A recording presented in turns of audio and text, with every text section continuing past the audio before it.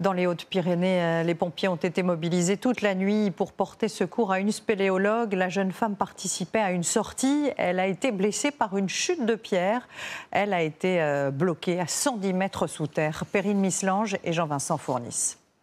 Il est 3 h du matin quand la victime, sur cette civière, sort enfin de la cavité. Tu veux que je te raccorde ça de suite, là, Paul, la descente? Une centaine de personnes s'est mobilisée pendant près de 12 heures pour extraire la spéléologue blessée. Âgée de 37 ans, elle effectuait une sortie à 110 mètres sous terre avec d'autres passionnés expérimentés. 12 heures d'intervention.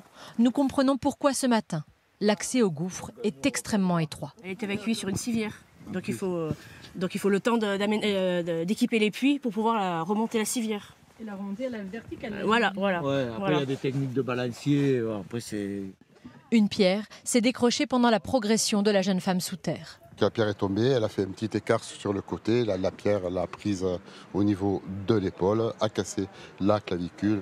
La jeune femme participait au congrès régional de Saint-Pé-de-Bigorre en présence de 350 spéléologues. Quand l'accident est survenu, la victime était donc très entourée.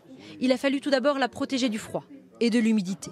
La grosse difficulté, c'est qu'avec le temps qu'on a eu, tous les puits sont très arrosés.